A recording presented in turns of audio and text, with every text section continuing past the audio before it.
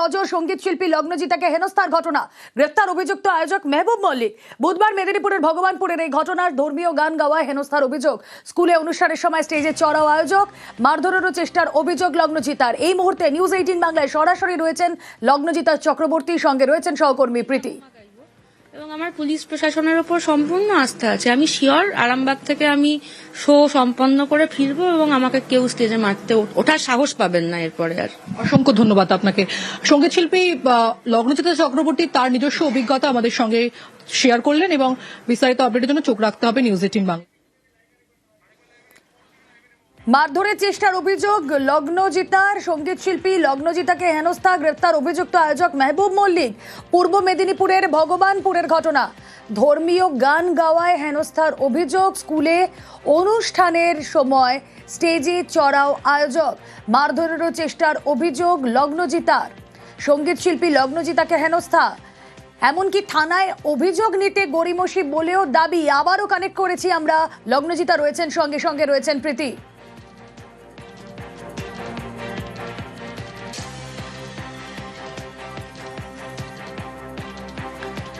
দীর্ঘ অপেক্ষার পর অভিযোগ দায়ের বলে দাবি, তদন্ত করে ব্যবস্থার আশ্বাস পুলিশ সুপারের তরফেও মিলেছে। সঙ্গীত শিল্পী লগ্নজিতাকে হেনস্থা, গ্রেফতার অভিযুক্ত আয়োজক মেহবুব মল্লিক।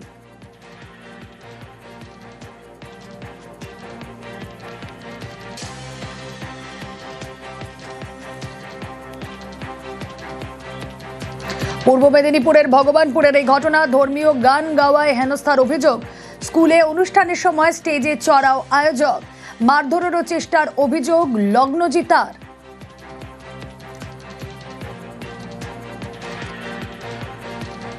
পূর্ব মেদিনীপুরের ভগবানপুরে একটি অনুষ্ঠান চলছিল, যে ছবি আপনারা দেখছেন। ভগবানপুরে একটি স্কুল, সেই স্কুলেই অনুষ্ঠান।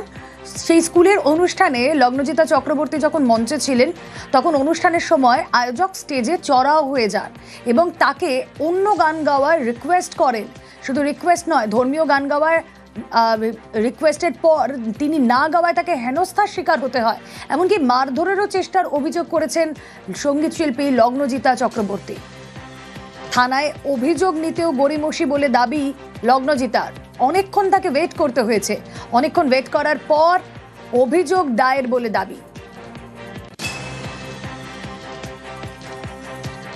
কথা বলবো, সুজিত ভৌমিক প্রতিনিধি রয়েছেন সঙ্গে। সুজিত, পূর্ব মেদিনীপুরের ভগবানপুরে একটি স্কুল, সেখানে অনুষ্ঠান করতে যাচ্ছেন সঙ্গীত শিল্পী, তাকে হেনস্থার শিকার হচ্ছে, এটা ভীষণ অন্যায়। অন্যায়, এবং শুধু অন্যায় নয়, একই সঙ্গে যে ঘটনা ঘটিয়েছে সেটা নিন্দনীয় রুবেলা। এবং এই যে নিন্দনীয় ঘটনা ঘটেছে স্কুলের অনুষ্ঠানের সাংস্কৃতিক মঞ্চে। ভাবো তুমি, সেই মঞ্চে যখন লগ্নজিতা গান গাইছেন, তখন তিনি মূল উদ্যোক্তা। তিনি উঠে বলছেন এই গান চলবে না। কেন চলবে না? সে এক অদ্ভুত যুক্তি। সে কথা বলে রীতিমতো বিতর্কিত কিছু কথা বলে তাকে রীতিমতো হেনস্থা করেন, এবং এমন হেনস্থা করেন মঞ্চ থেকে প্রায় নেমে যেতে হয়। নেমে গিয়ে তিনি থানার দ্বারস্থ হন, কিন্তু থানার পুলিশ ভালো করে অভিযোগ নিতে চাননি। কারণ প্রতাপশালী ওই স্কুল যে ব্যবসায়ী বা বলা যায় কর্তা, তাকে কিন্তু শেষ পর্যন্ত গ্রেফতার করেছে পুলিশ।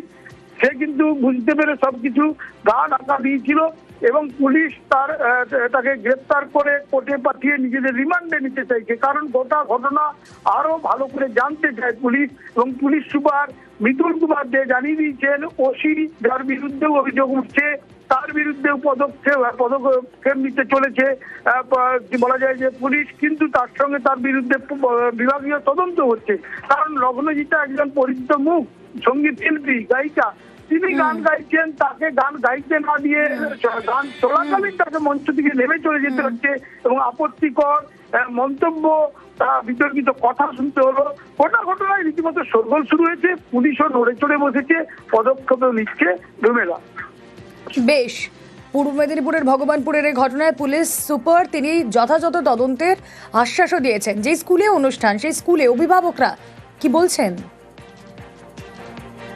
পেরেন্টস হিসেবে আমরা টুকটাক কাজে নিজেদের মতো অনুষ্ঠানের শেষের পথে প্রায় ব্যস্তও ছিলাম।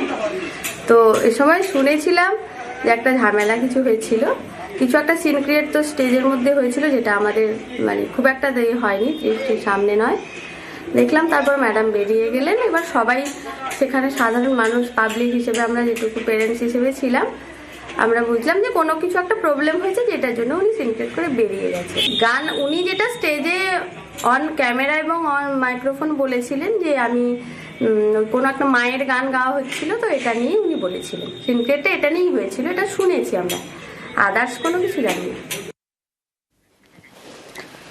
তদন্ত করে ব্যবস্থার আশ্বাস দিচ্ছেন পুলিশ সুপার, কিন্তু তবে এই ঘটনা ঘটানোর পর থানায় অভিযোগ নিতেও গড়িমসি বলে দাবি। দীর্ঘক্ষণ অপেক্ষা করতে হয় সঙ্গীত শিল্পী লগ্নজিতা চক্রবর্তীকে।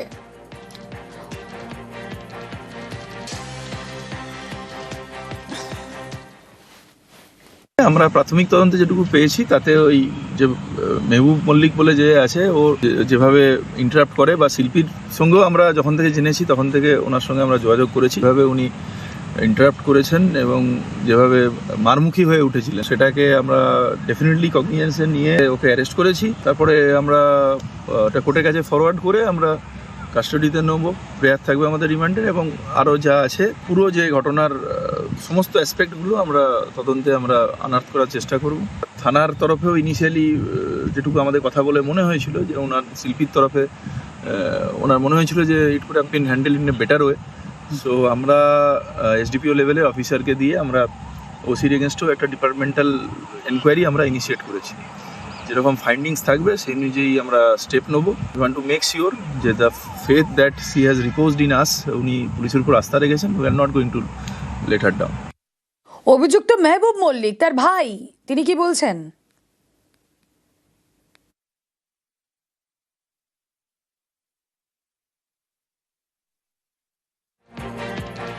অন্য একটা নর্মাল ঘটনা। ওনাকে টাইম দেওয়া হয়েছিল 4টা, মানে উনি টাইম দিয়েছিলেন 4টায়। আমরা শীতের কারণে ওটা দেরি হয়ে গেছিলো, 6:30 বেজে গেছিলো। উনি এটাতে খুব রেগে যান, দিয়ে এক্সট্রা টাকার জন্য ডিমান্ড করেন। আমরা ওতে রাজি হইনি। আর উনি যে গানটা গেয়েছিলেন, তো ওই গানটাকে বলা হয়েছিল যে আপনি আরেকটা অন্য যে কোনো সেকুলার গান, এটা নর্মাল। তো উনি এটা মনে করেছেন যে উনার মনে প্রেস্টিজে লেগেছে, দিয়ে সঙ্গে সঙ্গে প্রোগ্রাম বন্ধ করে দেন এবং উনি থানায় এসে কমপ্লেন করেন। কত টাকা ডিমান্ড করছিলেন? উনি 50,000 টাকা এক্সট্রা ডিমান্ড করছিলেন। তো এই মুহূর্তে তো আপনার দাদাকে ওনার অভিযোগের ভিত্তিতে অ্যারেস্ট করেছে, আইনি পদক্ষেপে যা চলবে। আপনারাও পাল্টা কি আইনি পদক্ষেপ নেবেন? হ্যাঁ, আমরা আইনি পদক্ষেপ নেব। আর এই গোটা ঘটনার পর কি বলছেন লগ্নজিতা চক্রবর্তী? নিউজ 18 বাংলার মুখোমুখি হয়ে শুনুন। আমার অনুষ্ঠান 7টায় শুরু হয়েছে। 7:45 নাগাদ আমার গানের লিস্টের আমার 7টা গান গাওয়া হয়ে গেছিল। আমি 8মতম গানের দিকে যাচ্ছিলাম এবং দুটো গানের মাঝখানে যেরকম শিল্পী অডিয়েন্সের সাথে ইন্টারঅ্যাক্ট করেন, আমি সেটাই করছিলাম। আমার যে 7ম গানটা যেটা আমি গাওয়া শেষ করেছিলাম সেটা হচ্ছে জাগো মা বলে একটা গান, যেটা এই পুজোতে দেবী চৌধুরানী বলে একটা ছবি রিলিজ করেছে। এইটা সেই ছবির গান, অবভিয়াসলি আমি গেয়েছি ছবিতে, আমি সেই গানটাই গেয়েছিলাম এবং আমার সেই গানটা গাওয়াও হয়ে গেছিল। হয়ে যাওয়ার পর আমি 8ম গানে যাওয়ার আগে কথা বলছিলাম অডিয়েন্সের সাথে। যখন আমি কথা বলছিলাম, হঠাৎ আমরা রিয়েলাইজ করলাম যে একজন মানুষ স্টেজের দিকে ছুটে এলেন, হেঁটে না দৌড়ে এলেন, উনি স্টেজে উঠে গেলেন এবং even before we could realize anything উনি আমার প্রায় এরকম একটা ডিস্টেন্সে চলে এলেন। প্রত্যেকে দেখেছেন যে উনি আমাকে মারতেই আসছিলেন স্টেজে, এবং যখন একদম এরকম জায়গা থেকে যখন এতটা চলে আসেন, তখন দেখলাম যে 2-3 জন এসে ওনাকে সরিয়ে নিয়ে গেল। এবং খুবই আনফর্চুনেট যে উনি আমাকে মারতে পারলেন না, যদিও উনি খুবই মারতে আগ্রহী ছিলেন। এবং যখন উনি আমাকে মারতে পারলেন না এবং সবাই মিলে যখন ওনাকে ধরে টেনে নিয়ে সরিয়ে নিয়ে যাচ্ছে, তখন উনি চিৎকার করে বলেন যে অনেক জাগমা হয়েছে, এবার একটু সেকুলার গা, মানে তুই তো কারি, মানে আপনি টাপনির কোনো ব্যাপার নেই।